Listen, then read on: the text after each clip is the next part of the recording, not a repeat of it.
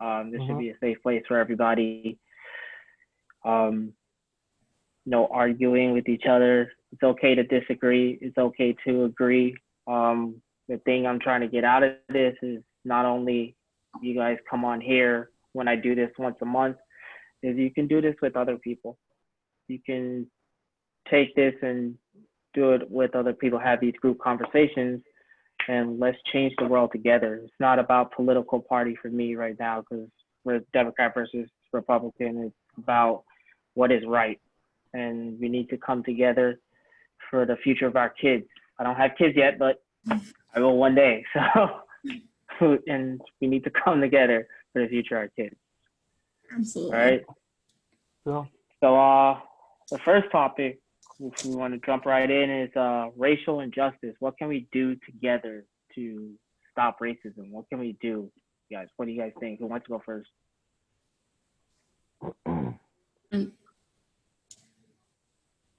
It's a hard one.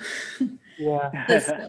As a lowman on the totem pole, it's really hard to see what can we do that will actually have an impact or that will do anything to help. And then also from my side, it's hard to see what is happening. I have witnessed things firsthand, but it's hard to know exactly what is happening that I can help. I think maybe if we see it happening to someone else, we need to step in. It's kind of like when I was in school and I saw somebody bullying somebody, I would step in. Like even if I didn't know that person because it wasn't right. I agree with that. I 100% agree with that. I think overall, and especially as an educator, I see we live in a culture that's more of bystanders and less likely for a number of reasons to help somebody out, even though we know inside it's the right thing to do. You know, I think it's harder from, you know, a legal standpoint, people being afraid of being sued for helping for any number of reasons for outside of just this topic, you know, alone as well. But I think that is one of the things that we definitely need to do, like take the cell phone, hand it to the buddy and step in and do something and still get it recorded just in case somebody decides to sue you for helping out, then you still have it. I'm sure somebody will, but I 100% agree with that, man. That's how I've always lived my life is action. And I think that's, if we could get more people to get on board with just not being afraid to help out when they see something going on that needs to be stopped. Yeah, I agree. I mean, nowadays everything is just getting filmed, so like you can see racism nowadays. So it's all getting filmed. Have you guys ever experienced racism? Has anybody on this platform right now experienced this? You have, like, give me a brief description.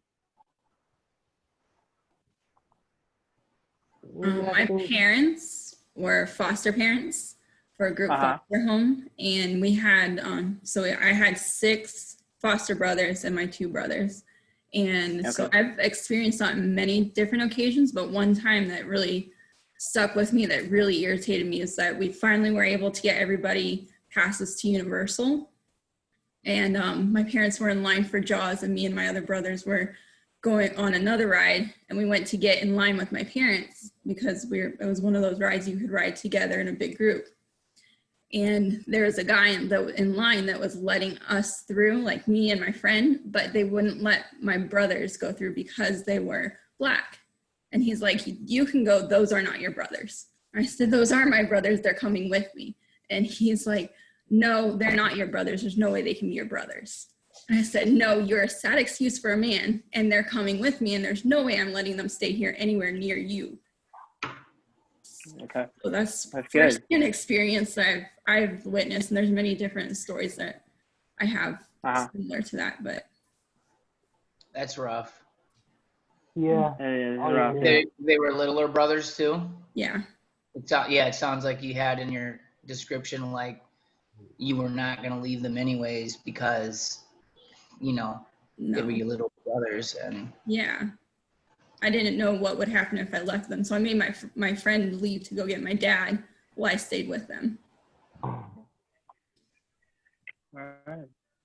Thank you for that, Brittany. Mhm. I think I had one encounter online or something. It was like this guy I think that used to date like a friend, one of our old friends or something like that. So it was like me and him, we almost got at it. It wasn't over her, but started like trying to harass me, like call me the N-word and stuff like that, you know, asking like, oh, were you with this lady that night or something like that. But this was like a few years ago, and like he kept DMing me all this stuff, and of course at times calling me the N-word a couple of times, but you know, and I pretty much had to delete that stuff because like I don't know why he was going off on me about that. Like I had no encounter with her, you know what I'm saying?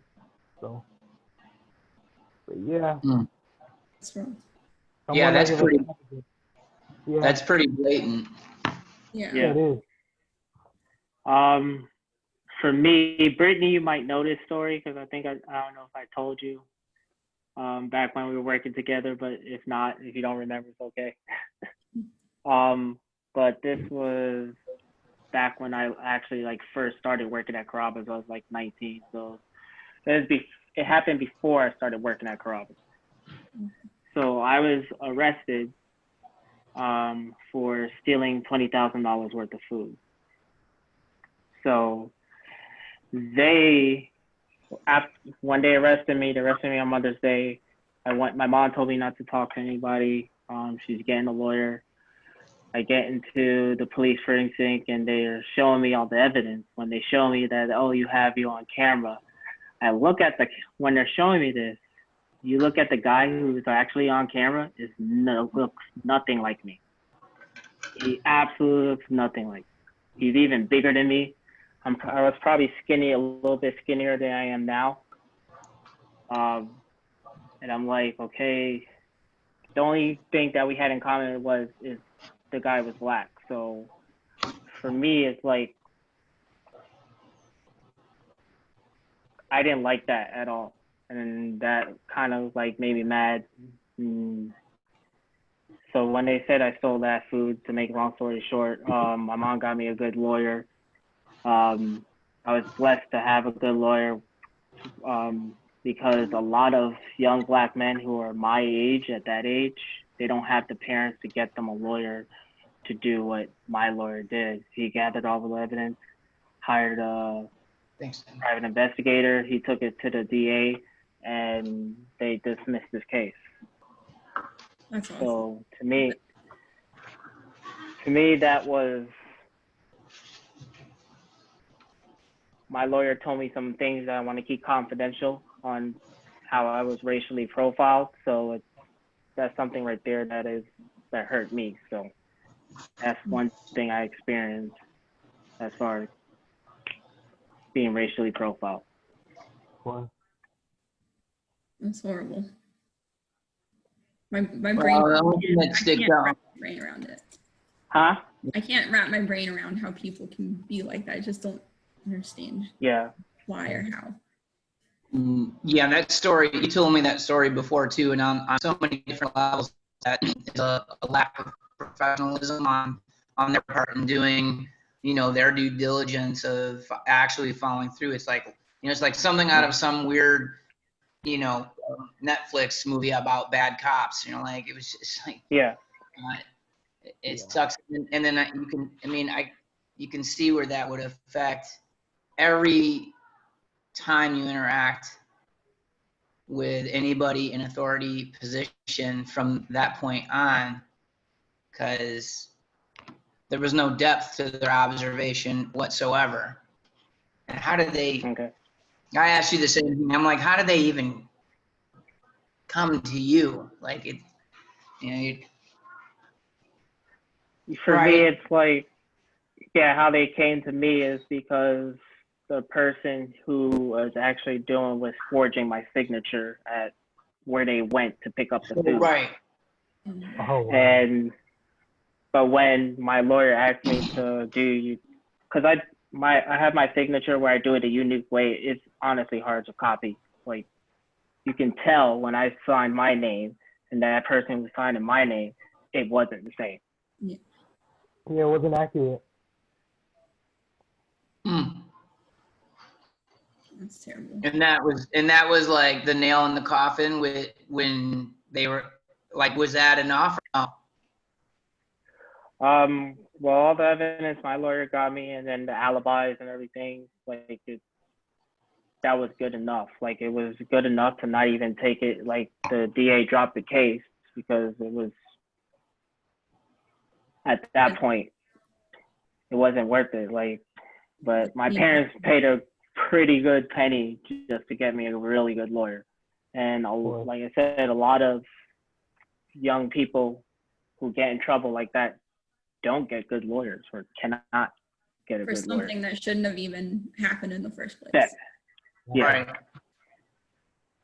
It should be like when they lose those kinds of cases, like almost like in divorce court, where if you take your ex to court and you did it and it shouldn't have gone, then you end up paying the court fees or whatever. Like, they should have to pay those fees. They should have to whatever reimburse that. So that would be one thing I could see. If we're talking about hit anybody in the pocketbook, and they're going to start changing the way that they do stuff procedurally, no matter what they're, there's always going to be bias, but no matter what their bias is, you start hitting them in pocketbooks, and you start to see change in behavior.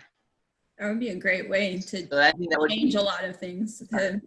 If it was on the DA, that you could make them pay for it if they were wrong. Yeah. And then that would be a perfect, a good starting point at least. Yeah. Get things in the right way. All right. You guys got any more before we move on to the next topic? I got a scary one that, as you know, I was really, really sick with cancer, and Charmaine was one of my, Charmaine's my wife, and she was like a rock, and basically made completed Hail Mary passes multiple times, and guys, I was like sick to the point where I was dying. Like, I was 130 pounds and couldn't speak or eat right or anything. So we flew out to Texas to go to MD Anderson and meet with, we had some friends that pulled some strings and got us right in with the head of oncology. And Shar and I pulled up because, when we're not working, as you can tell, we're pretty laid back. And we pulled up in sweatpants and tank top. I had a tank top on, and she had just some sweatpants and a t-shirt on, and we went into the head, and the PAs gave us oh man, don't worry, we're gonna take care of you. There's so many options for your melanoma and all these things. And I was feverish. I was 104 fever, and I've been running a fever for a couple of months. And I went in, and we met with the doctor, and he was an older gentleman from Eastern Europe somewhere. And at first he was pretty the fear thing was his tactic. And then when I kind of said, hey, can I see your research? He goes, you need to do my research. And I said, hey, can I read it?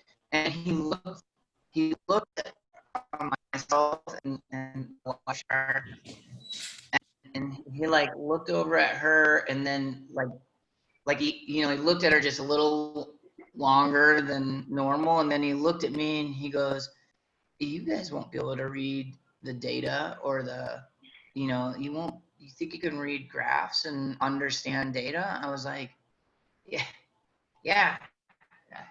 I look, and he goes, she's not going to be able to read the data. I was like, she's got 2 master's degrees. Why not? I didn't say that. I mean, I was very passive because I was just extremely fatigued, but how that statement came out and how he was using fear. And then obviously Well, he was either saying that for two different reasons. You know, it was either because she was female or it was because she was black or both. You know, like she can't read that data. What do you mean she can't read that data? She reads data and, you know, and graphs way better than me. So then I had like about 30 seconds of standing up for myself of energy left. And he came back all like really upset, and he gave me his research paper, and right there he had been boasting about a 50% success. And I was amazed because most chemos are like usually in the 20 to 30 if they're really good. So then I read it back to him. I said, you know, this says 50% of 15% for 1 year survivability. And then he lost it. Then, you know, like the whole front went off. So anyways, but it was just that little moment, and you think that people are looking out for you, and there's just a lot of people that just aren't more. Yeah. Uh-huh. Thank you, Brian, for that. Thank you. Yeah, it's crazy. Yeah. I do have one that I'd like to share too. That's one since I've worked with you. So one of my foster brothers, we moved from that foster home when I turned 16, 17 years old. We moved to Jupiter. And but I still went out and visited quite a bit. And one of my foster brothers decided to go to a party. He was 22. He decided to go to a party, and this is in Okeechobee, so there's a lot of like cowboy stereotypical stuff, and probably at a party he shouldn't have been at, but he was talking to someone's girlfriend. At the time it was just a girl, he didn't know, but he is the most friendliest person ever. He'll go and talk to anybody in the world. He is the most cheerful person, would chat you up, and he was just talking to her. That's it. Well, this cowboy didn't like that he was talking to her, and got into a fight. They got into a big fight, and so they beat him up fairly bad. He was walking away, and they ran him over. And then they left him in the street, and nobody did anything about it until a semi came through and finished it. So whenever I hear, I'm a teacher as well, so anytime I hear anything to do with racism, I do not tolerate it in my room at all, because it could start from a little idea or an innocent conversation and turn into something just insanely horrible. Yeah. Of course. Thank you for sharing that, Brittany. Uh-huh. Is your brother okay now, or no? No, he's no longer with us. Oh. Sorry. That's what you meant by they finished it? The semi came through, and because he was laying in the road helpless after they ran him over, and then the semi came through, and then he was gone. That's horrible. That's really sad. Were they did the police catch the people who did it? They started an investigation and started to pursue him, but because they found out what kind of party he was at, so because he was part of the ranch at first, they pursued it full hand, and they would pay for all the expenses of the funeral and everything. But since it was a party he was not supposed to be at because there was drugs involved, they felt like it was not worth pursuing all the way. And there are many of us that were going to do things that if we could find the kid, but he ended up overdosing before anybody could get to him, and the police didn't fully follow through either. Really? Oh. I'm sorry to hear that. Thank you for sharing that, though. Yeah. All right. Go ahead, Brian. I'm just keep on looking back at this stuff. What can we do together? I think one is stand up against, take action. Yeah. And sometimes that's really tough. Like always most of the time taking action is way obviously is way tougher than standing back. And I just think that right now with everything that's going on, that's going to be something I'm probably going to say repeatedly, as well as changing policies. Yeah. Changing and putting, fining for people that, when I talk that policies and fining, and I think that has to do with, when an injustice happens, then the people that are doing their job in some way have to be held accountable at that end as well, or else, I agree. and that goes all the way with the culture of laws and all that surrounds that. I mean, I'm speaking ignorantly because I don't know the terminology for such things, but I think there definitely has to be some restructuring all across the boards, from small to large, of policies, and then the way in which, or the systems in which, we hold people in authority accountable. Yeah. I agree. Yeah. Yeah. All right. So moving on. Black Lives Matter. We'll talk about that. Why do some people keep saying all lives matter whenever we say Black Lives Matter? Anybody want to go? Yeah, because they think, us saying Black Lives Matter, saying, we're better than, any other race, which is not the case. Because, like, I've seen, like, various other videos, like, like,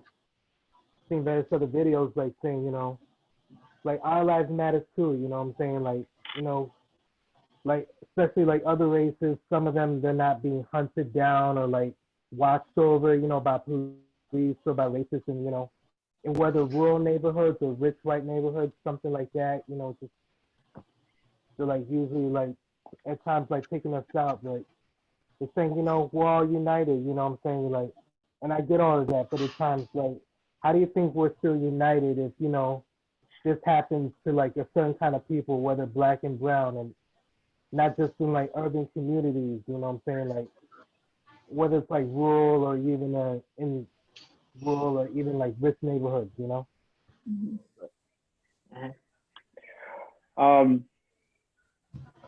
I just want people to know, when I say Black Lives Matter, I know all lives matter, but I'm saying Black Lives Matter because we are a vulnerable race right now. We are a vulnerable race. I have So a to question. me, yes, go ahead. No, answer. So I totally agree with everything that we have to do stuff for the Black Lives Matter, that attention needs to be drawn for the injustice and how racial profiling happens unjustly. But Yeah. I personally don't support the Black Lives Matter organization per se, Okay. because of some things that they stand for and the people behind it.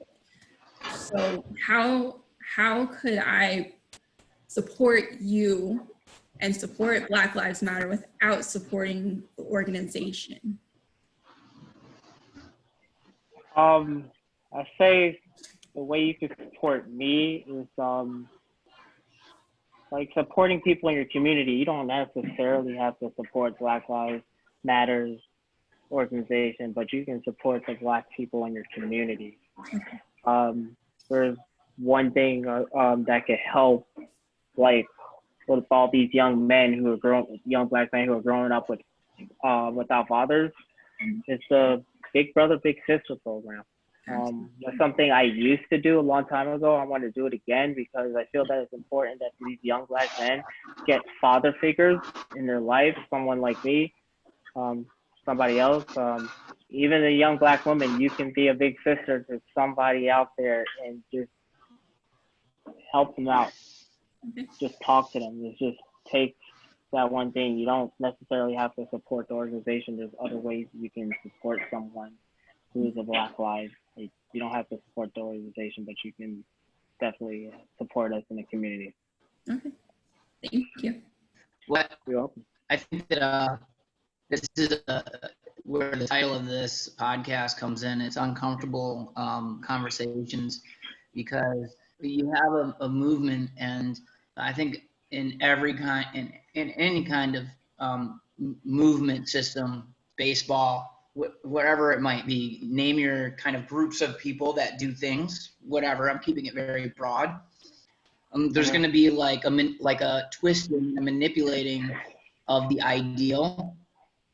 And I think that's what we almost immediately saw, in some of the video footage that was caught, where, the message is clear, and with the ideal of Black Lives Matter, and it's important. And again, I go back to the statement. I think one of the biggest, most intelligent pushes for that movement would be, demonstrating, but then going and changing policy, reform, so that there are consequences. I mean, this whole thing launched because of, it's Floyd, right? Was the kind of the catalyst to this? Yeah, Floyd. Well, I think it was like building up.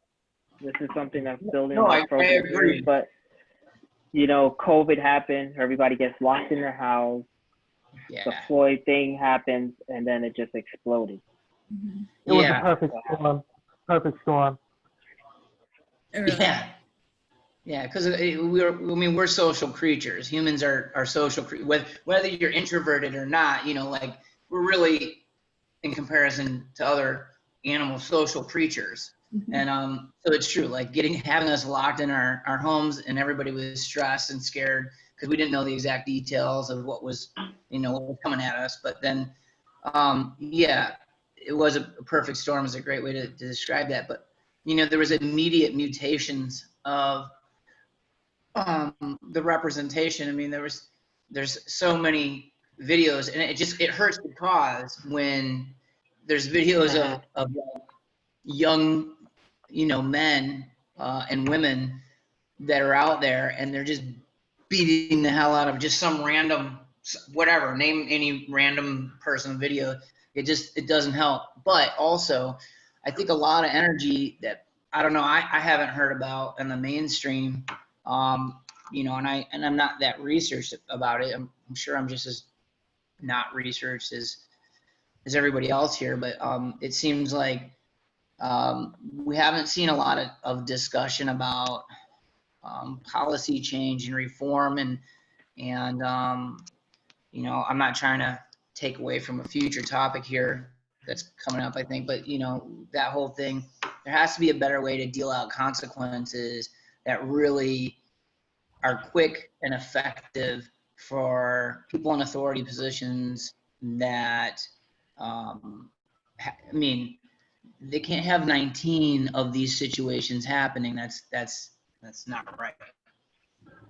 Yeah. So. That should have been taken care of long before. Right. Exactly. Yeah, I think. And somebody that's looking in and sitting there going through everybody's paperwork and going, hey, wait a minute, Johnny here, why is he on the street right now? Because he's a loose, obviously, look, here's the paperwork, he's a loose cannon, he's got to either be fired or off the street. He works behind a desk from now on. Like, or something before it gets to this point, and then at that, there's no case. Mm-hmm. Yeah, I agree. You got anything? Are you guys good? Anybody else?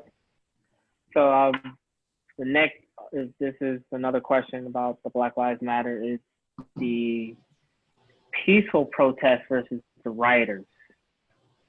Like, I don't condone rioting. I think it's bad. But I did tell some people, it's like, what did you expect was going to happen when this exploded? Oh. There was going to be rioting. But I don't condone it at all. And this is something that just exploded. and the writing is bad. And those who are writing, to me, are not for the Black Lives Matter movement at all. Yeah. So anybody can want to talk about what they think about the peaceful protesters and the writers, and how the media just kept showing writing where there were peaceful protesters, and the media didn't show those peaceful protests. I think like the media wanted to get it all stir crazy, but like even though at first they showed like the protests all across the nation and the world, you know, to see how good, but then all of a sudden, you know, they want to twist it around and turn it like twist it around people, you know, looting and rioting and stuff like that, and, you know, making them want to have people turn their heads like, oh, look how bad they are, you know what I'm saying?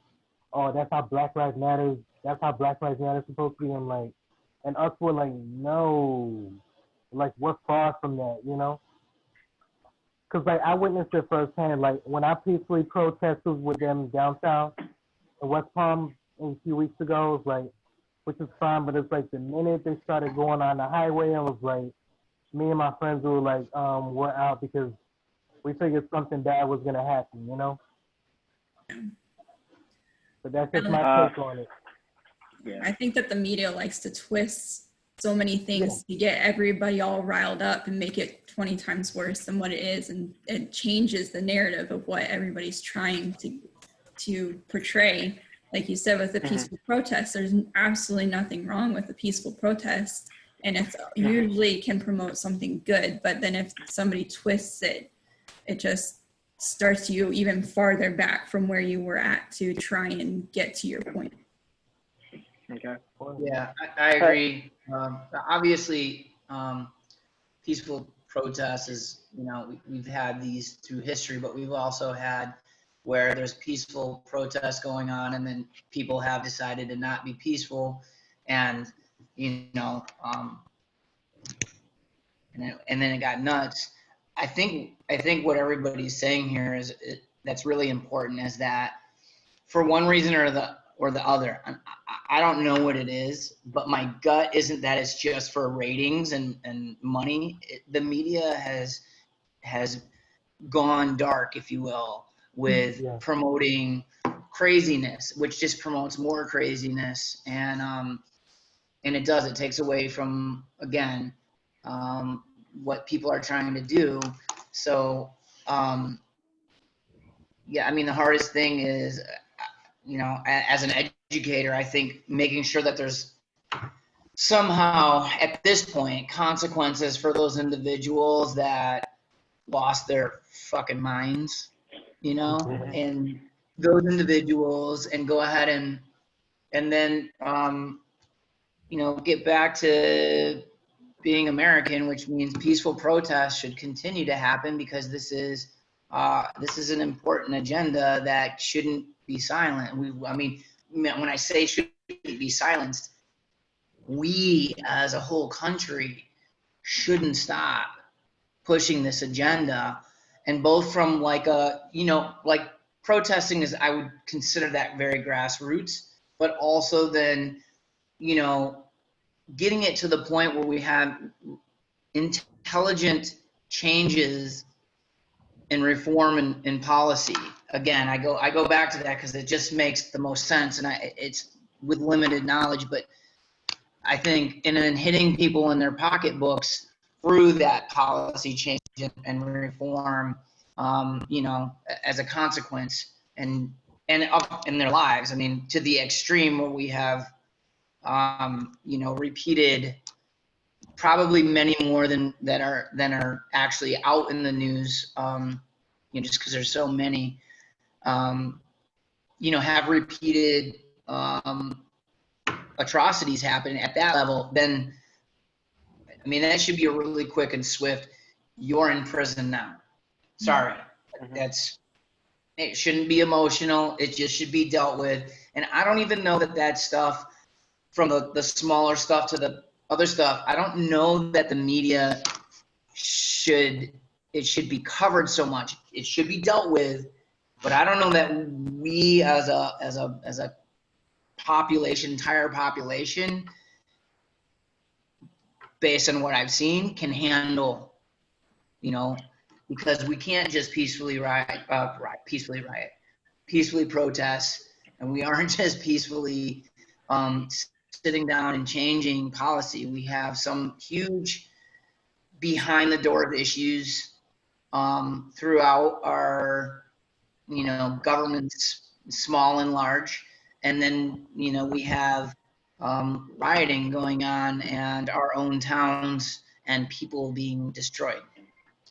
So, sorry, I'm long-winded. I'm a teacher. It's all right. Welcome, Matt. Thank you for joining us. Everybody, this is Matt. Can you hear? I can't hear you. Unmute. There we go. Yeah. Sorry I'm late. I got my times mixed up. You said 6 o'clock, and I was like, all right, cool. And 6 o'clock East Coast time, I'm on the West Coast, so that was my own. Okay. So if you want to jump in, we're talking about the Black Lives Matter, the peaceful protest versus the rioters. So if you want to talk about that. I've done 11 protests as far as marches go from Portland. I've even been down to that little Chaz thing that they had going on down in Seattle, which is that's a shit show itself.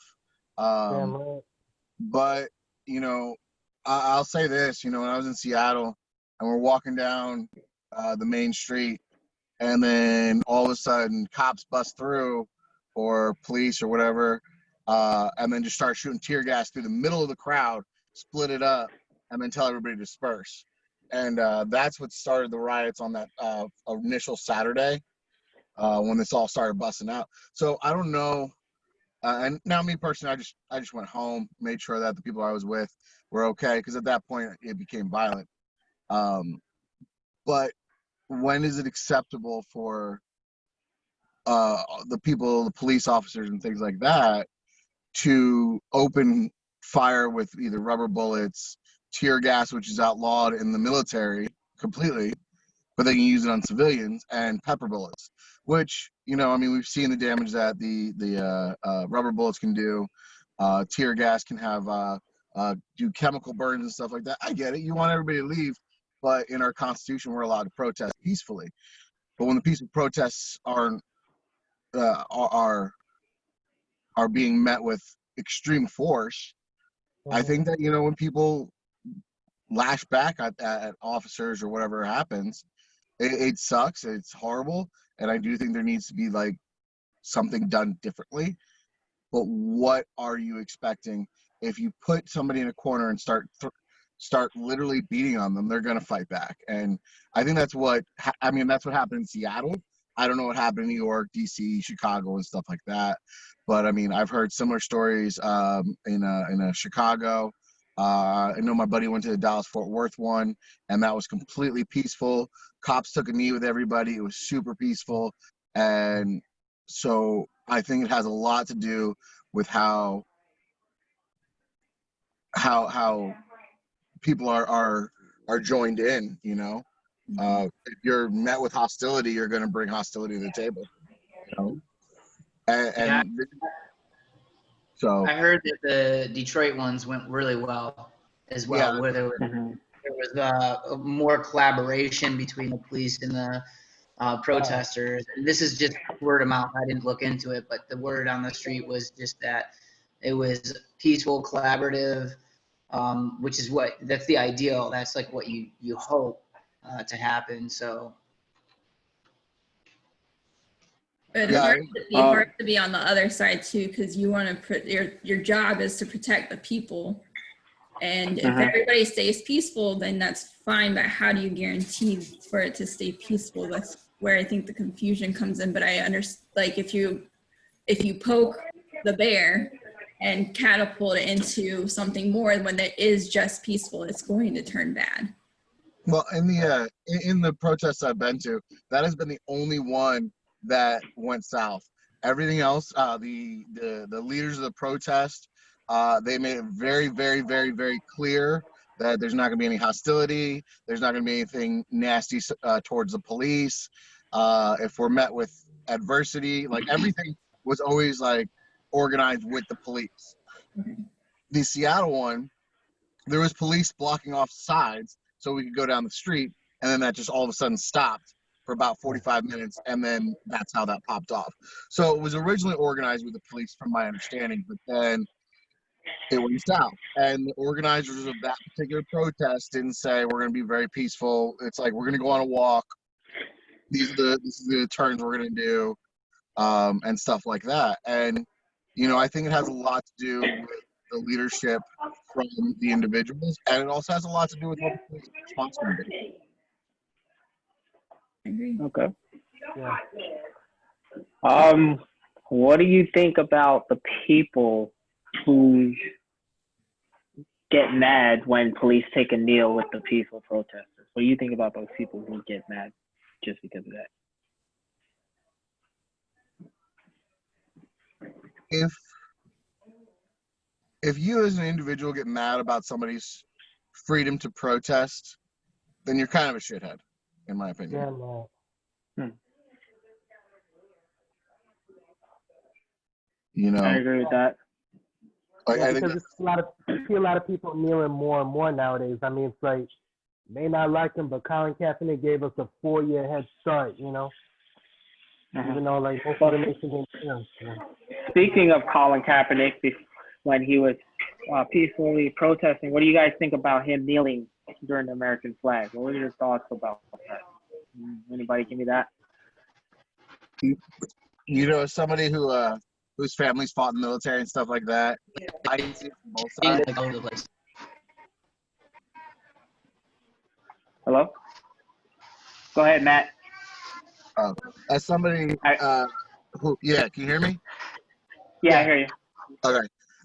As somebody who's got family in the military and stuff like that, I 100% get behind with Colin Kaepernick, because, you know, at the time he was peacefully protesting on his platform, which is literally the largest platform that's available, period, in the country.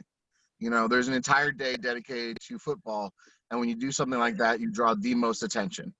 So I think what he did was right at the time, with people not knowing what, or not people being ignorant to what was going on and how he felt about it. I think there was a lot of backlash, and that's what happened. But now people are literally sending him apologies and all this other stuff. But at the same time, what he did, it was a peaceful protest, and he didn't say anything that, like, he wasn't a jerk about it. He wasn't nasty about it. He was like, this is why I'm doing it, and you can either be about it or not. And I agree with what he did. You know, if you want to take a knee or you want to whatever, you're not disrespecting the flag.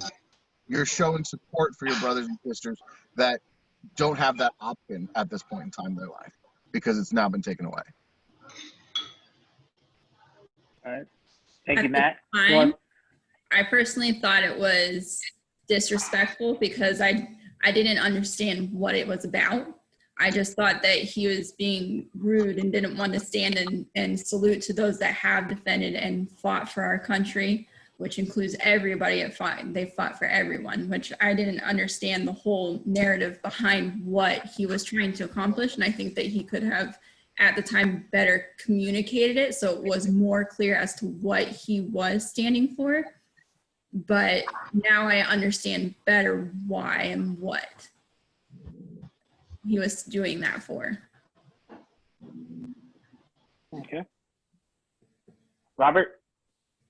Yeah, so, yeah, it's like what I thought, you know, I figured at first, you know, he kind of expressed his freedom of speech, you know, against racial injustice, you know, it's like, it was like seeing, like, he was pretty much giving us a head start, but he was, at the same time, you know, a lot of people are hating on him for that, you know.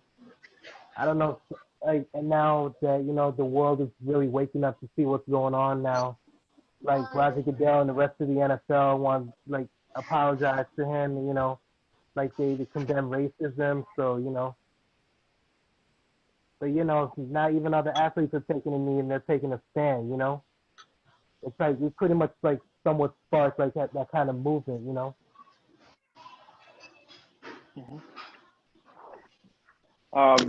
You want to go, Brian? Yeah. So I have a mixed bag of opinions on this, and that is that hindsight is always 20/20. and I definitely think anybody that's been in the forefront of any kind of movement has really had to make the most sacrifices, because the majority of people are by definition ignorant to what's going on. But that being said, there are things, as a professional, that you are told that there are parameters, right, in your contract that you can and cannot do. I don't know what his contract is, but if there was anything in there that was against his contract, then that's a whole different issue. And that's up to his boss. Just like there's stuff that I can't say or do as an educator, and I don't, because I'm working with kids. He's an athlete. He's a pro athlete. So you know what I mean? Like so on that side of it, I don't know the details of that kind of stuff. For one thing, I'm the only athletic stuff. And you know this. I don't know the stats of anybody in our running community like Ricky would know. Like he would know names and how fast they do the mile and the 5K and everything. I'm not into sports. But what was it? The first time he knelt was for the national anthem? Yeah. Again, I was just raised always to stand for the anthem, and just because that, to me, and again, I come from a whole different place on this. That just, the anthem is about everything, all the sacrifices, the good and the bad that we made to be where we are. But like I said, in retrospect, I wish more would have just jumped on board with that, and maybe we wouldn't be sitting in this shit show that's going on right now. Exactly. Because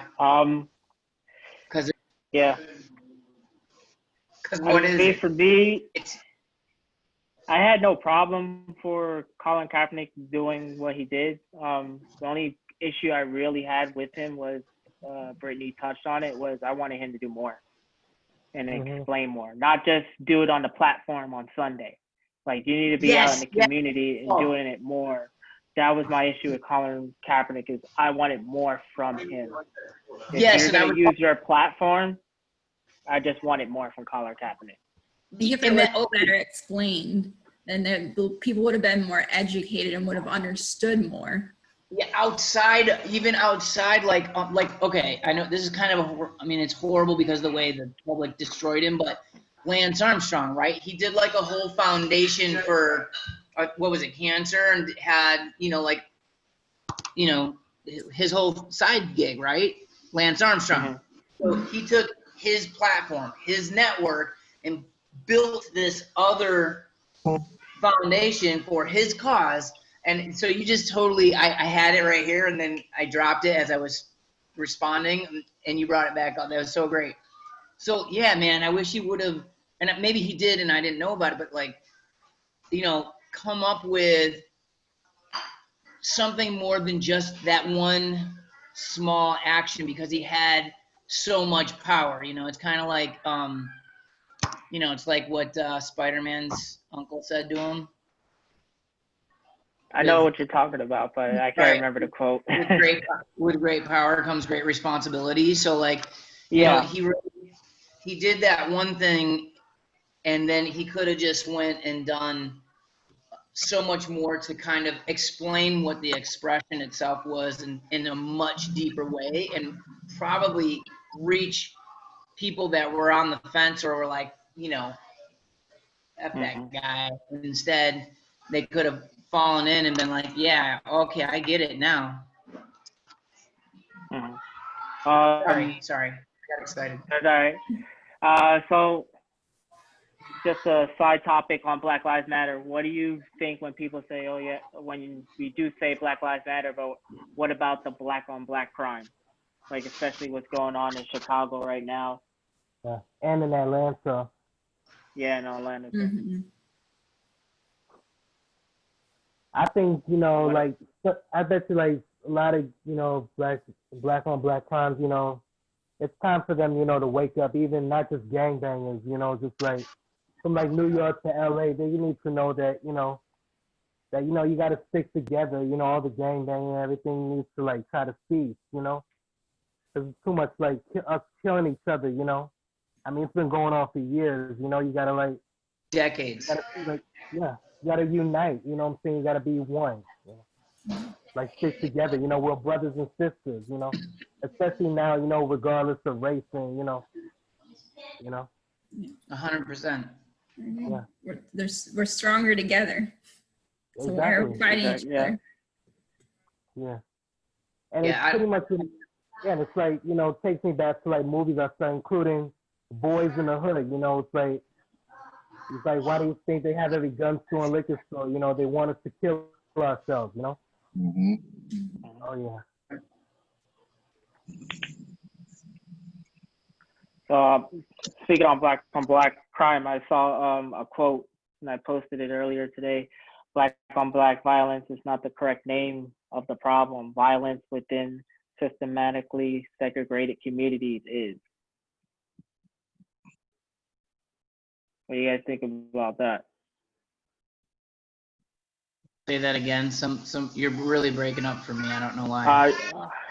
Okay. I said black on black violence is not the correct name of the problem. Violence within systematically segregated communities is.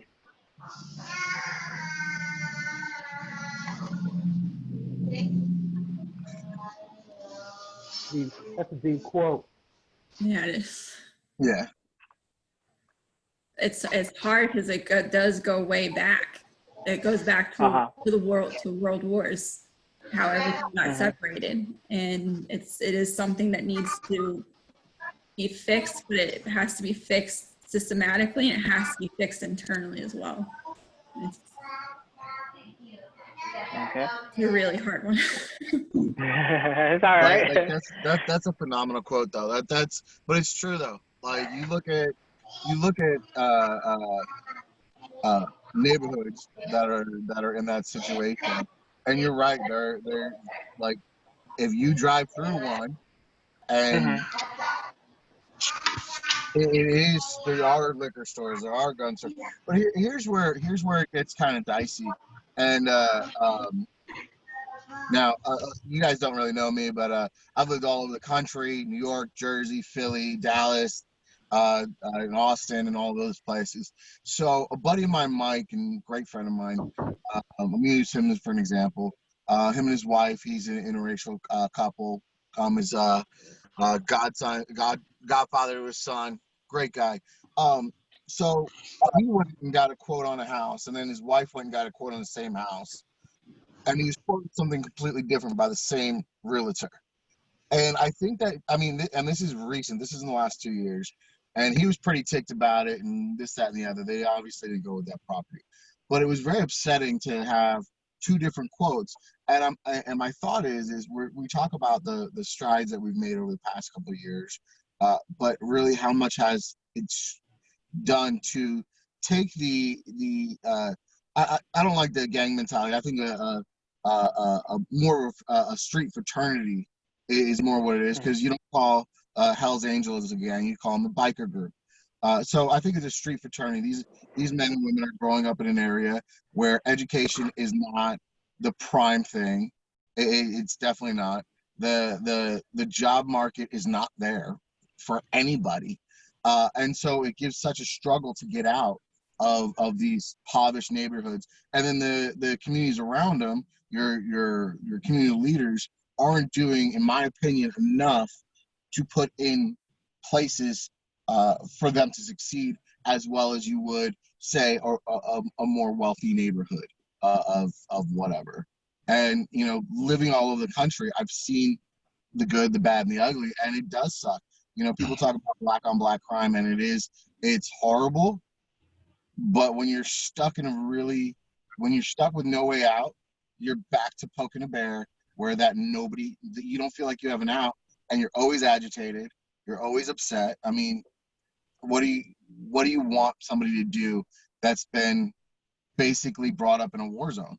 and there's no way out for them is what they feel like, what some people feel Yeah. like. And I can't speak to being brought up in a war zone. I've never been brought up in a bad neighborhood. My parents, we were raised in a middle class neighborhood.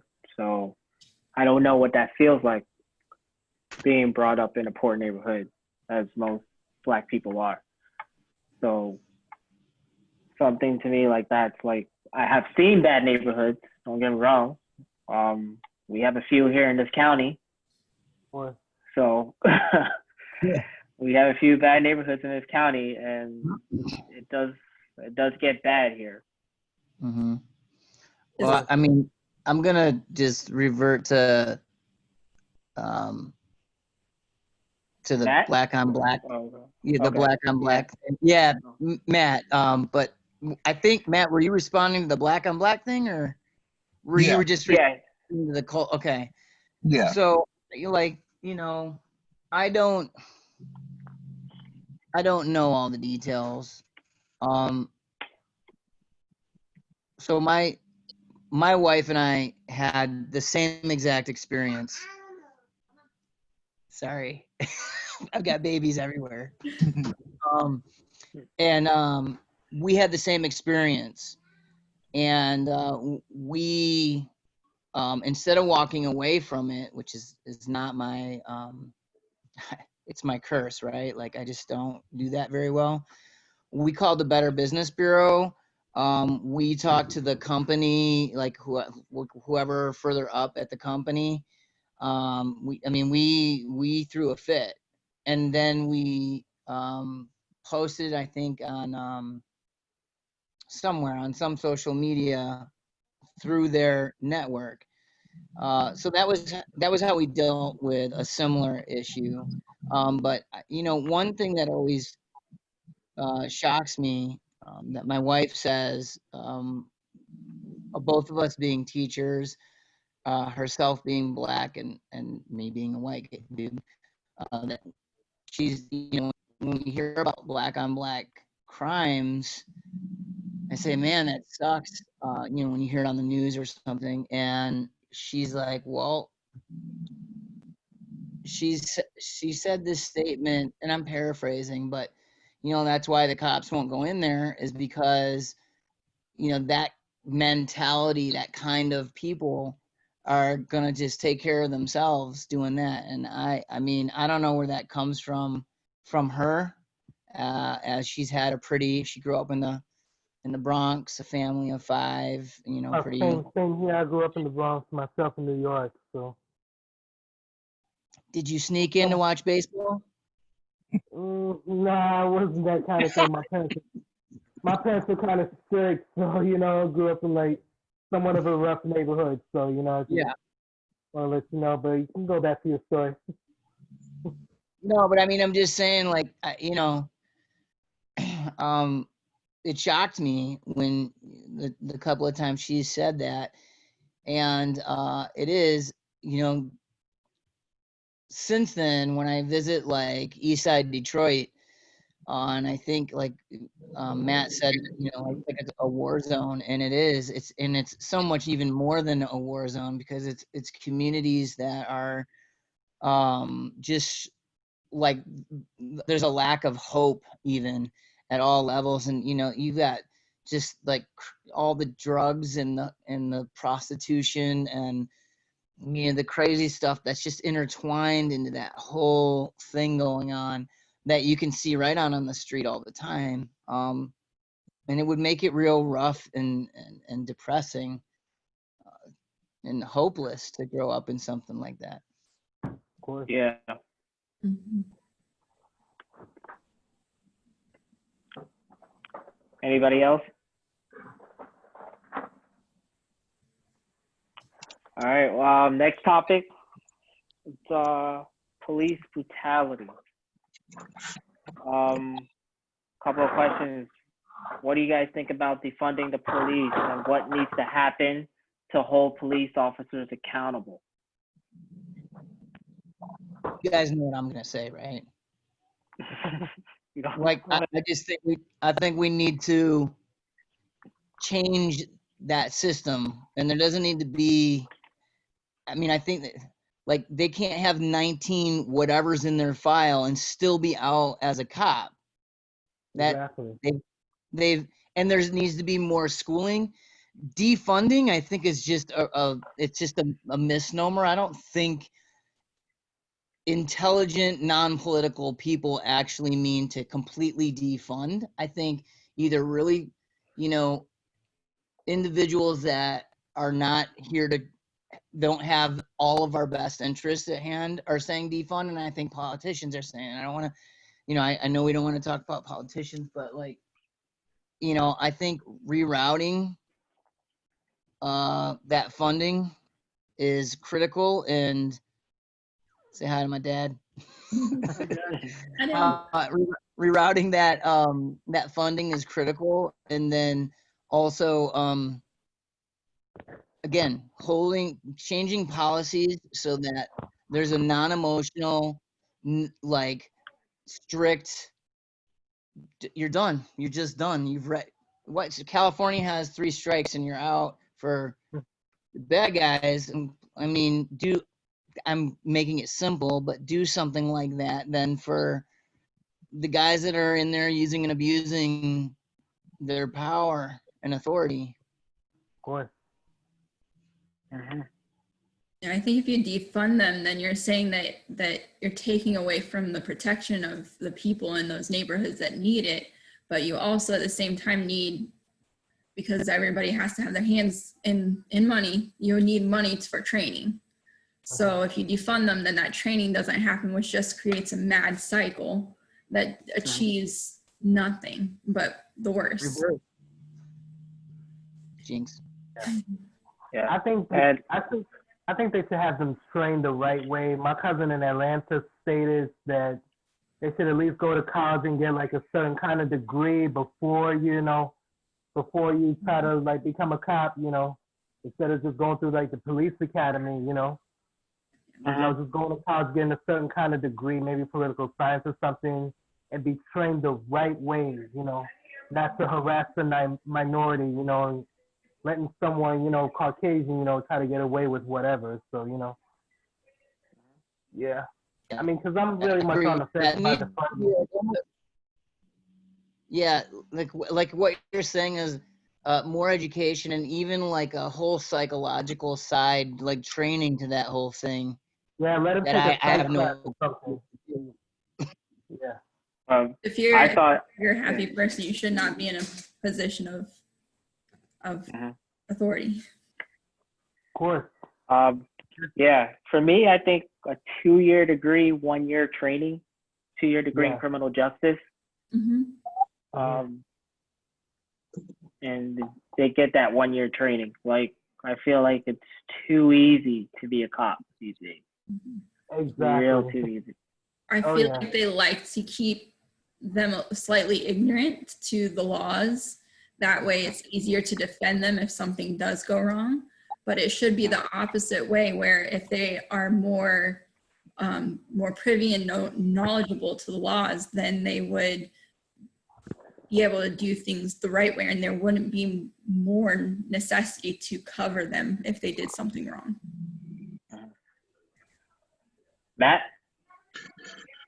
So I think it's a huge topic, and I think everybody's touching on amazing points. The fact that they don't need now in some states they don't need a secondary degree or anything like that, and they can just go to the police academy and whatnot. They definitely need to be more trained with everything, even down to like hand-to-hand combat. And a couple of my friends out in Florida and out in California, they've even said now they run jujitsu. They're jujitsu instructors. They've even said, you know, come in once a week. We'll train the police officers in hand-to-hand combat and how to work better without using lethal force.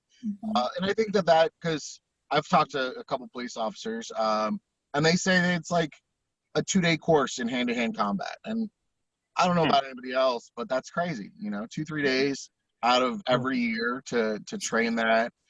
And yeah, I think that they should know. I'm trying to word this right. I think it's the best when you watch police fails when they don't know the law. They don't know what they're talking Mhm. about. And that Mhm. you're supposed to be a law enforcement agent of some sort, and you don't even know what you're talking about. I think the education for the police officers should be there, should be mandatory. Right. But and definitely better psychological uh, Yeah. evaluations, because these men and women are out there every day, some in great neighborhoods, some in not so great neighborhoods. But I also Mhm. like the police in my area. They're phenomenal out here.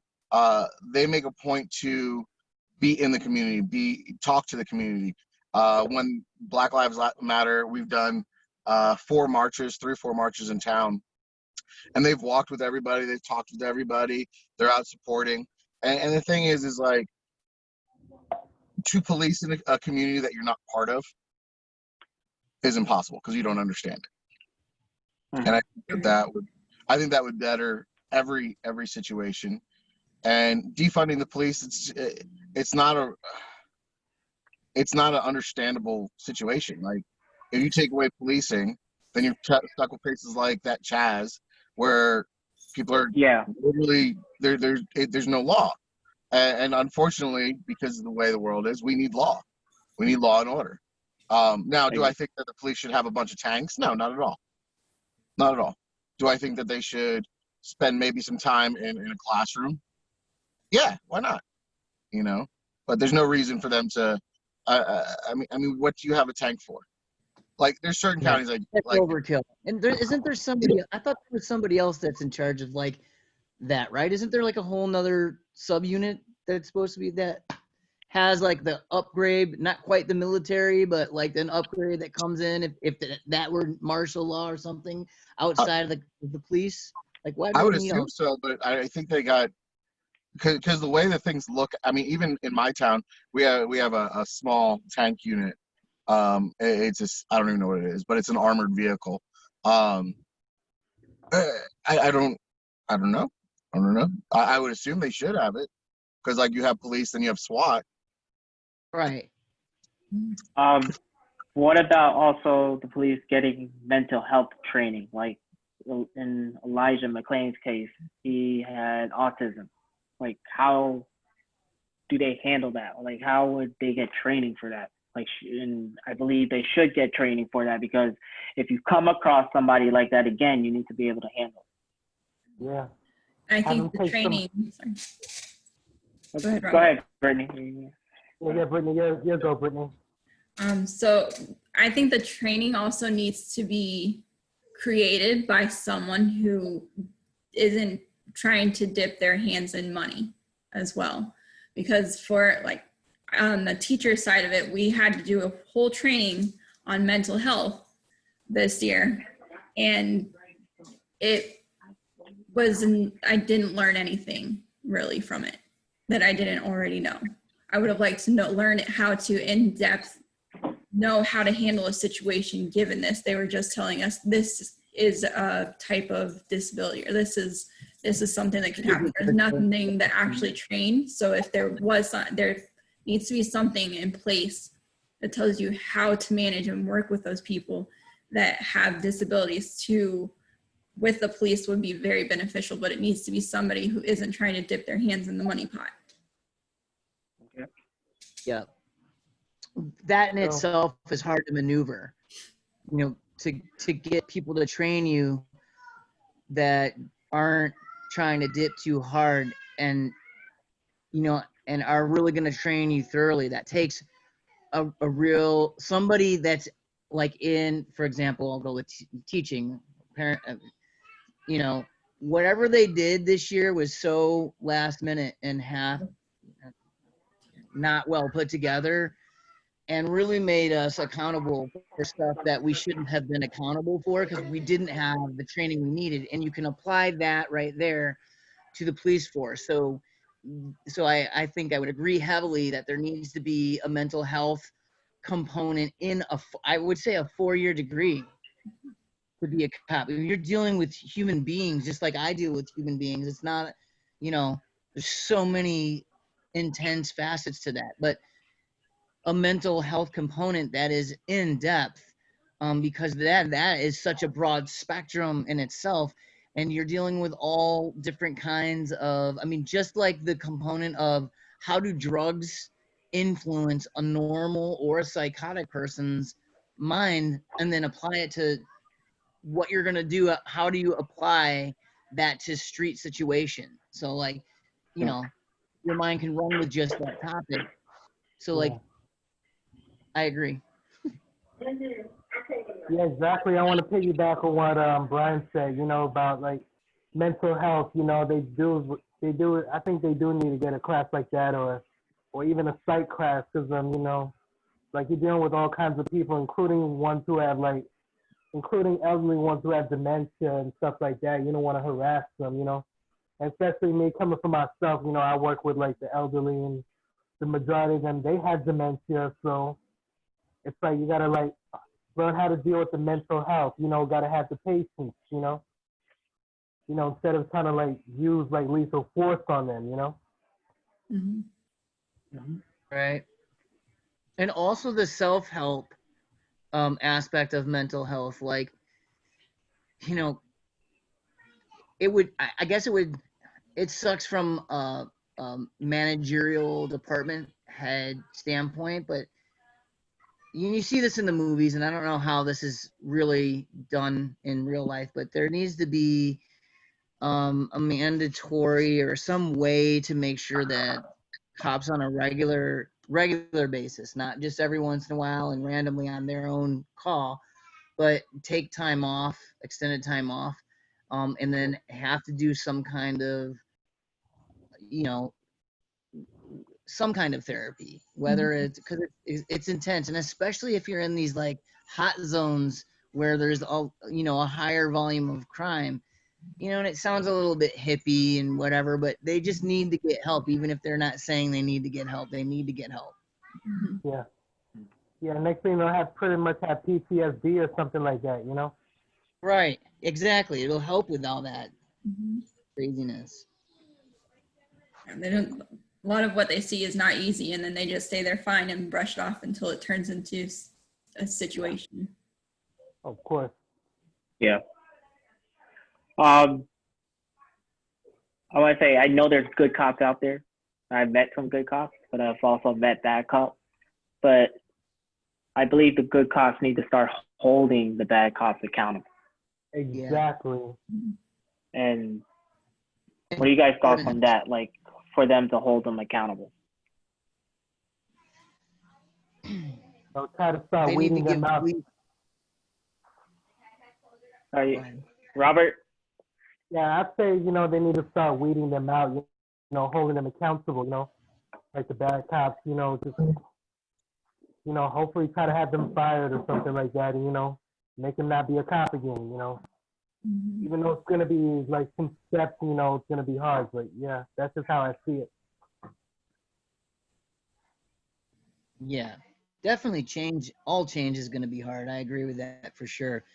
To actually get something that's valuable done, it's going to have to take fortitude and persistence and actual action in changing difficult things and dealing with topics like this.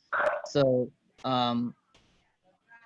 you know, I agree with Robert on that 100%. And it does, you know, like, again, I think there needs to be a separate component within, let's just say, a police department where people are, their job is to sit down and analyze all the officers in that department, and then, you know, figure out how to, you know, there has to be a clear written set of parameters that says, hey, Officer Johnny here has gone too far. It's time to cease his contract.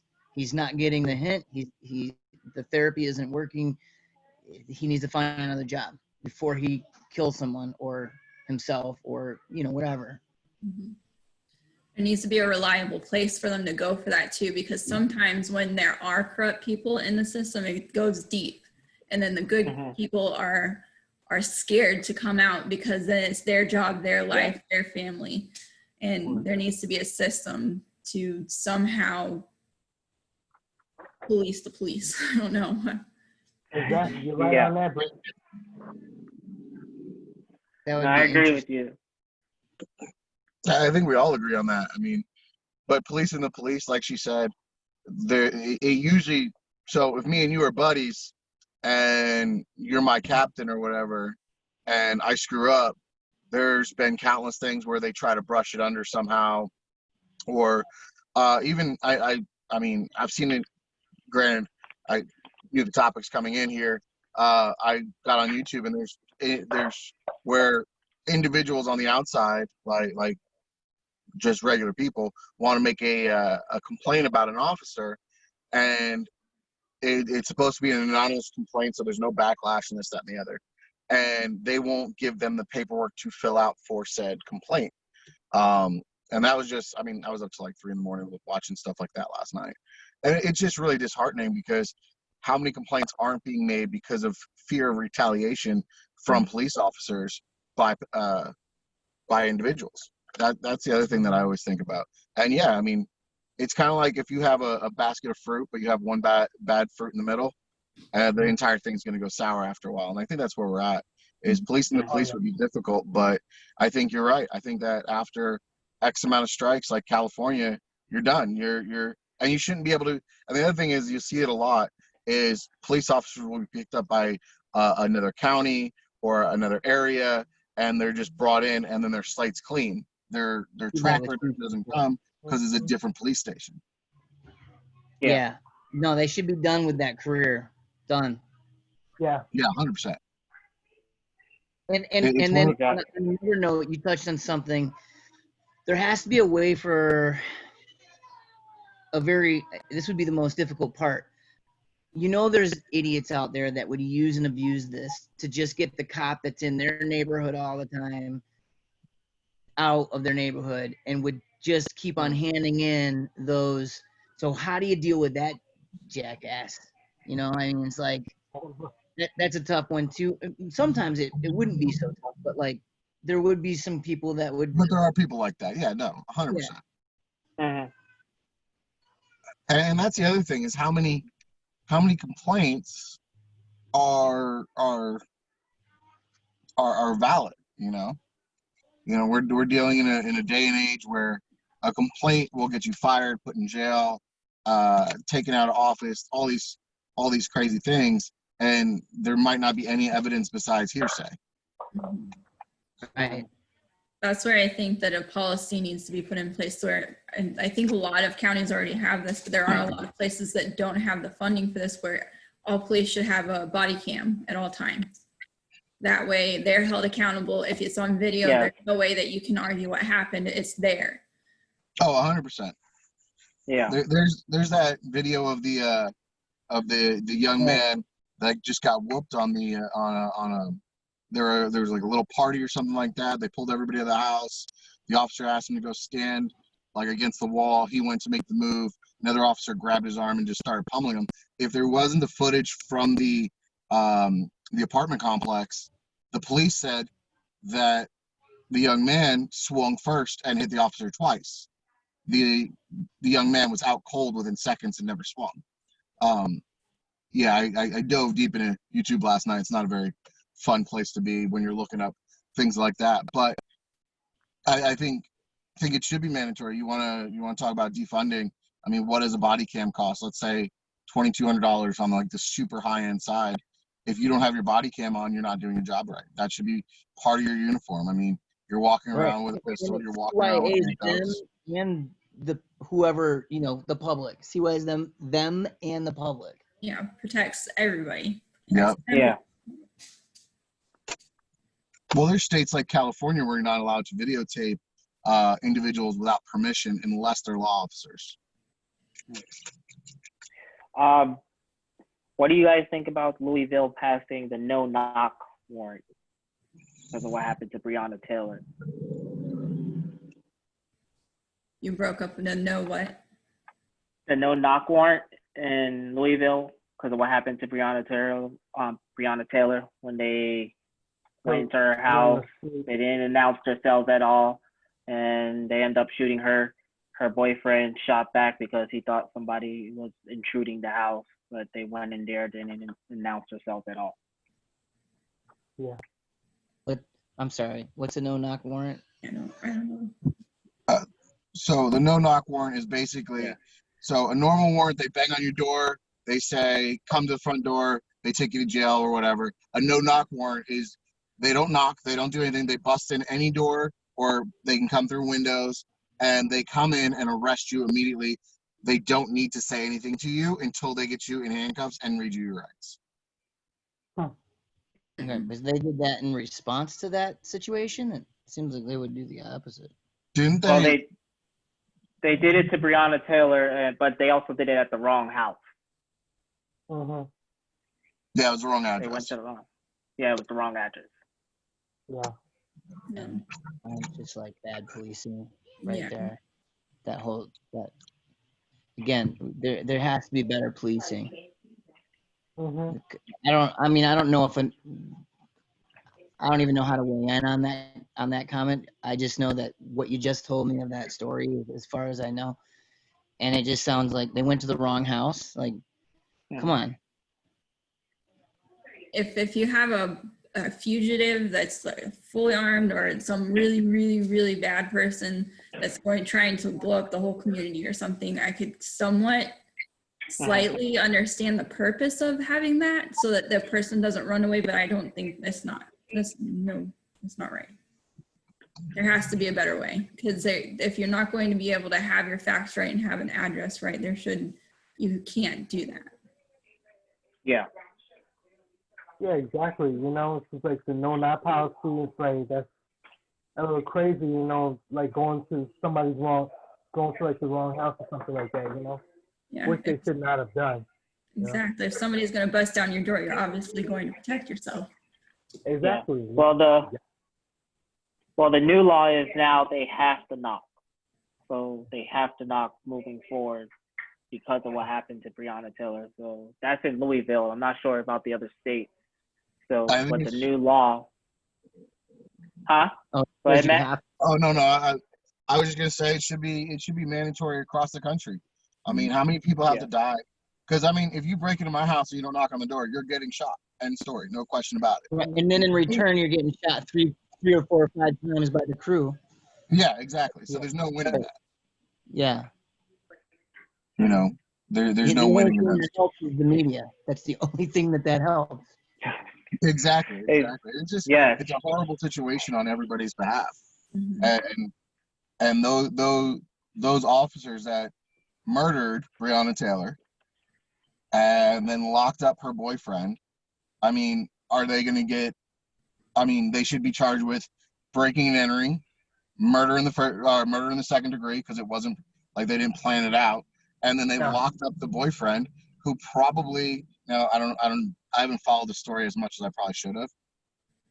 I mean, the guy he's got a mugshot. He was in jail for X amount of days for firing at a police officer, and his girl just got off a shift as an EMT.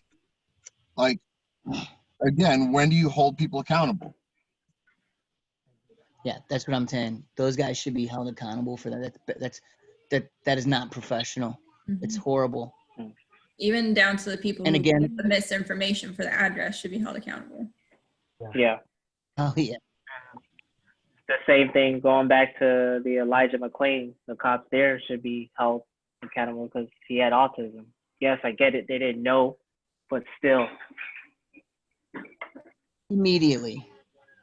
And it should equally be all over the news that, because you're going to have people that if they were held accountable, but it was kept hush hush, well, that doesn't do the public any good because they're still fired up over this poor little kid. You know, he was going to the corner store to get stuff for his brothers and sisters. Mm-hmm. You know, like food, right? Wasn't that it was food? Yeah, he had grocery bags in his hand. Yeah. Stupid. I mean, that's just again. Before I move on to the next topic, anybody else got anything to say? All right, so the next topic is I want to talk about Vanessa Gillian. I hope I'm pronouncing her name right. Yeah. This is a touching story. I feel like what happened to her happens a lot. I don't know if you guys been following the story. You know, she went to her superiors and told them that she was being sexually abused, and I'm not sure if they followed up with it.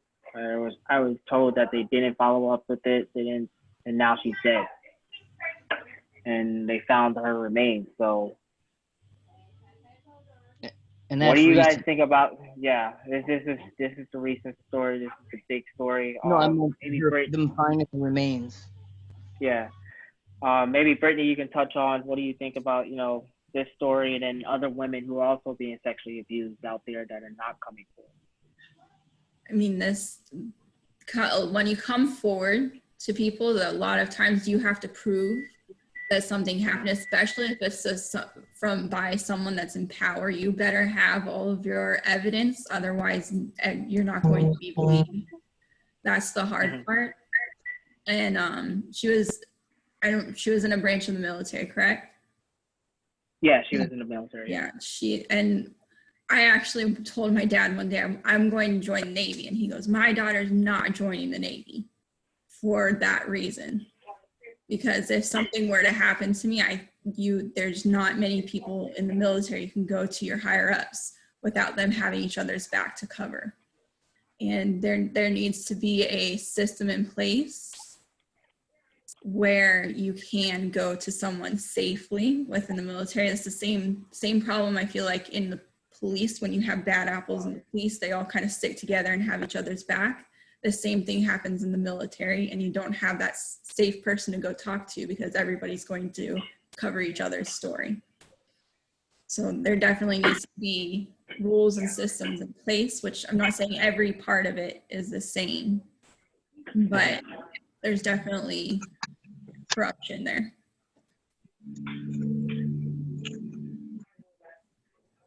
I don't have a good answer of what exactly. I've just like that.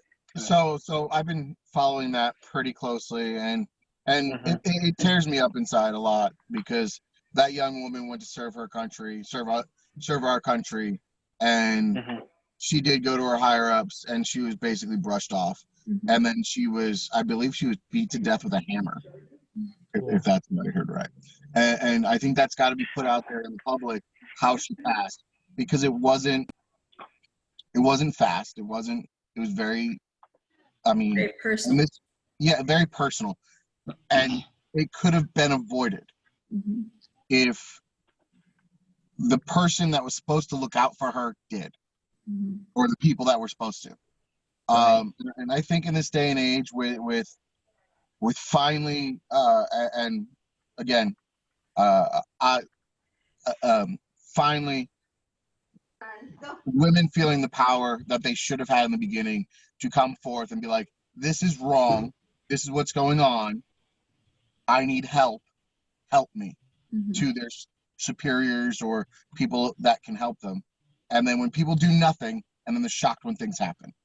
I think that in our day and age, with what's been going on, whether you look at Epstein, R. Kelly, I'm just using big names, and these women came forth prior, but because they didn't have substantial evidence, you shouldn't have to prove that. You shouldn't have to prove that. Because I know if I'm a guy and something similar like that happens to me, the first thing that my mentality would say would be, go take a shower, you're dirty. And that eliminates everything. That's horrible, because these women, and they need a voice, and she was trying to use hers. And unfortunately, the only person or persons that are going to be brought to justice, if you would call it that, is the person who did it, not the commanding officer she went to, probably not the counselor she went to, because I don't know who she complained to or talked to, but how many people did she talk to before this happened? It wasn't just one, because you have to go through a chain of command, and if you went to higher officers, that means you went to your immediately higher officer. From my understanding, that's how the military works. So by the time it got there, 3, 4, 5 people already knew about it and you did nothing, every single one of you should be held accountable for that young woman's murder. And it should be held as murder one because you knew about it and you did nothing. I agree. Sorry. Exactly. I'm Exactly. Well said. super heated about that kind of stuff because, you know, this woman's And out there. it's in our military. Yeah. So it should be an even higher standard that they're held to. Yeah. Exactly. But this is the reason why people don't say anything, because it just keeps going on and they just turn a blind eye, and then you continually get harassed. And same thing, they just say this is how it's going to be. You wanted to be here, learn to be tough. And something needs to change. Policies need to change with it. Yeah. I agree. No, I absolutely agree. It's I can't even think of what she went through, and like the military failed her. Let's just put it that way. They failed her. They really did. They did. Something like that, I hope never happens. And if it is if stuff like that is still happening and is happening, I encourage those women right now to come forward. Yes. 100%. Yeah. 100% come forward. Well, it'll be interesting to see now that they've found out more details. The case is not done, right? Like, I mean, they need to. Yeah, it's not that. Yeah. Yeah, they need And to Matt, say. you were right about the hammer. They did kill her with the hammer, and they put her in a box and put her in a remote location.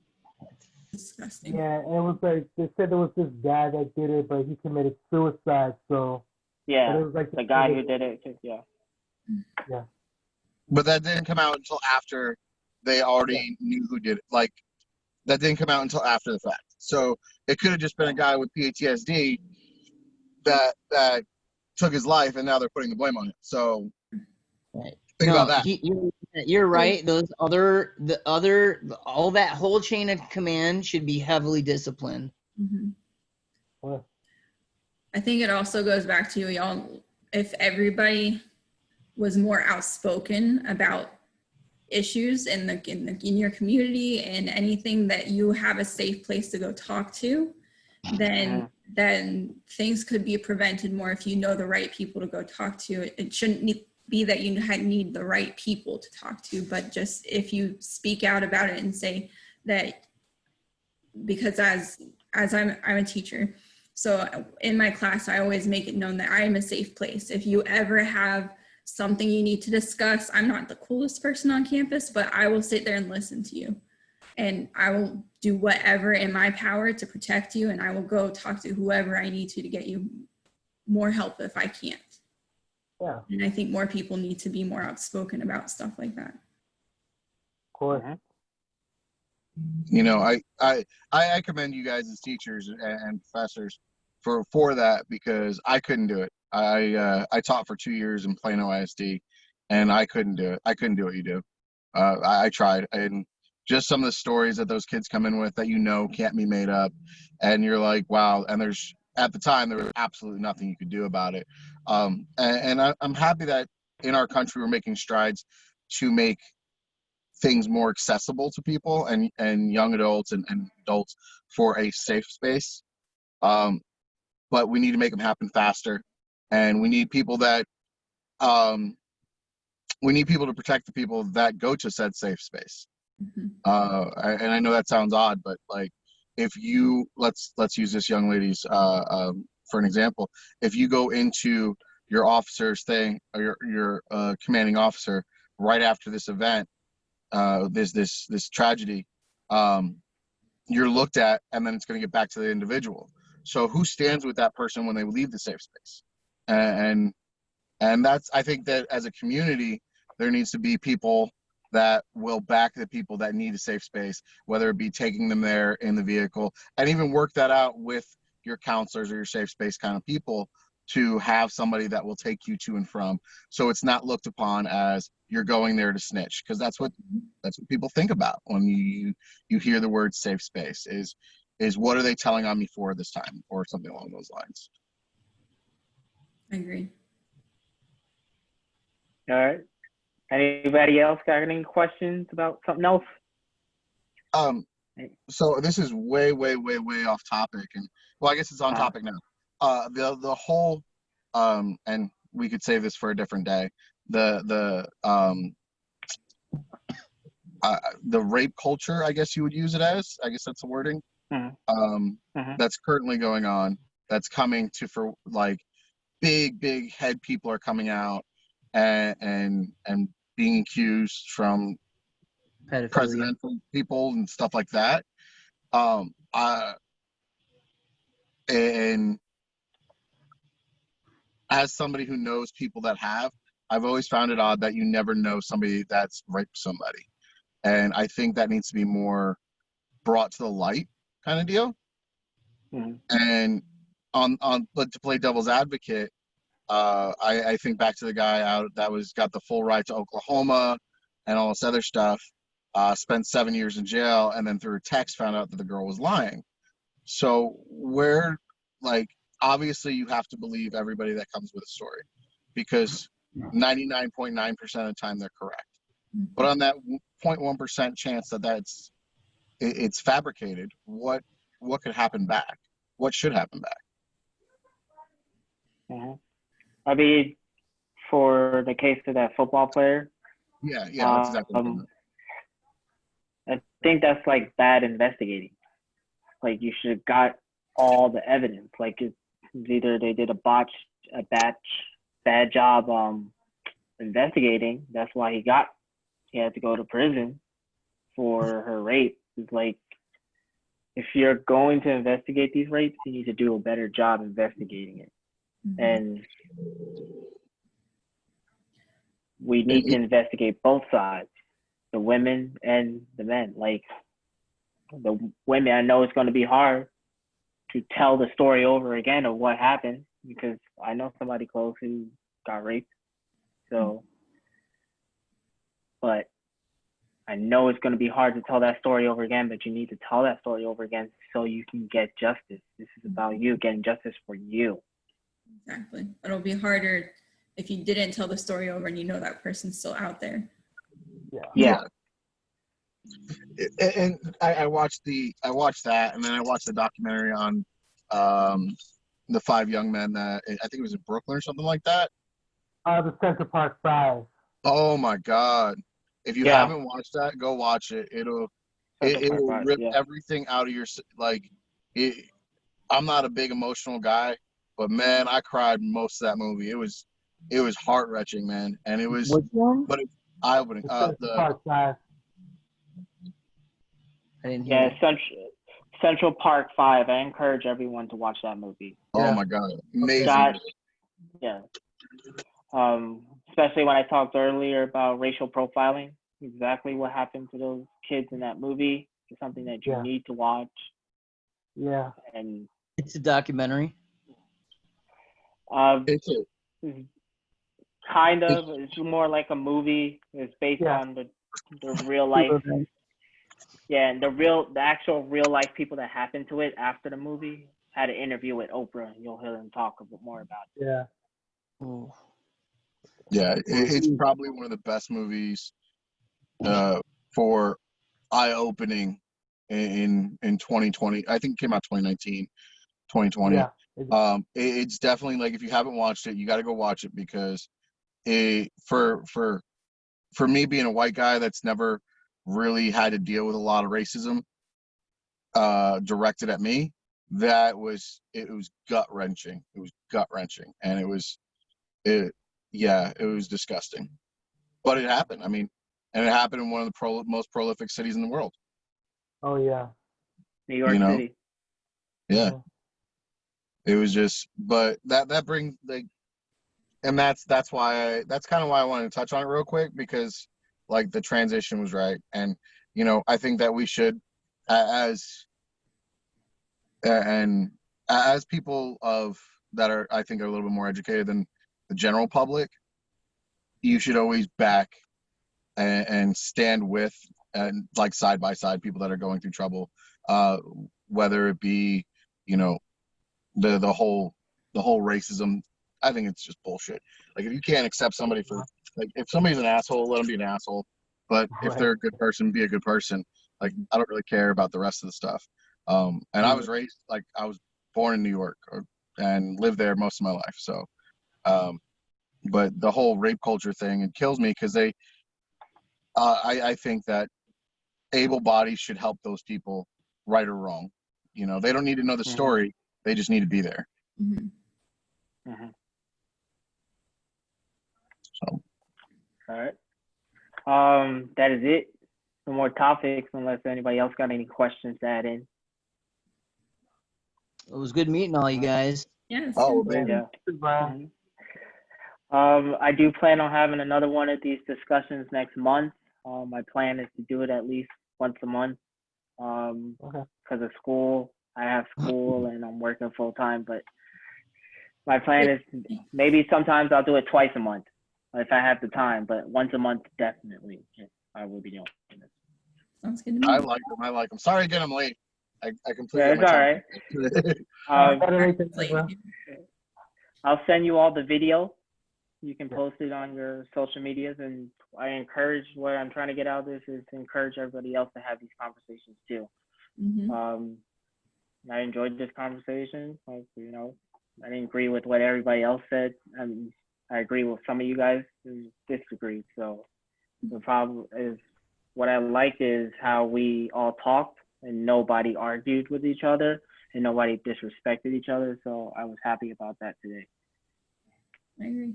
It's nice to be able to listen to other people's thoughts and bounce ideas, and you can agree on some parts and it's okay to disagree on some parts, but in the end, to know that we're all in this together. We all want everything. Exactly. Yes. Yeah, that was one of the underlying narratives that I think came across, is that, you know, all of us want to work this all of it out and make a better life for really for ourselves and for our kids. Yeah. All of our kids. And this is, I really believe personally that this kind of thing is really important, because it does give you all those great, different perspectives and life experiences in conversations that are recorded that can be repeated over and over again. Contagious, like the cocoa virus. That was a bad joke.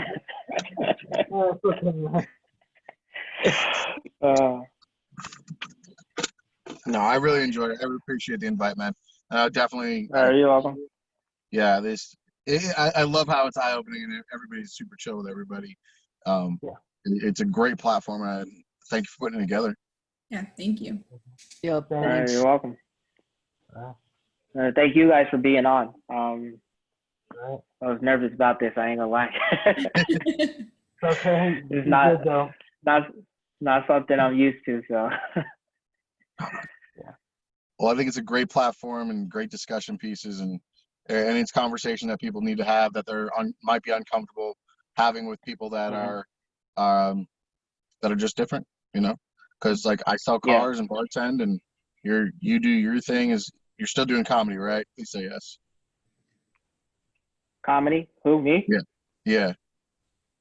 No. What are you doing now? What are you doing now? Now I work for Marriott. That's what I do now, and I'm going back to school for business management. Awesome. That's gonna be awesome. Yeah. And then you got like teachers and stuff like that. So this is just it's a solid group. Okay. Yeah. That's one of my goals, is to make it diverse. So I wanted to be. It was supposed to be 2 other women on here. Sorry for Brittany being the lone woman, but the other 2 women are supposed to join you. I'm glad to be invited. Yeah, because it was supposed to be real diverse, but there's 2 other women supposed to be on here. Yeah. So, but it was good, and thank you guys for joining, and I will keep you guys up to date on the next episode, and keep you up to date once I send this out to you guys, and you guys can put it on your social media platforms or wherever you guys want to put it. Definitely. Sweet. Thank you. Thank you. Bye, guys. All right, you're welcome. Take it easy. Be safe, guys. All right. Next All time. right, have a good one, guys. Yes, sir. All right, bye. Bye. Uh,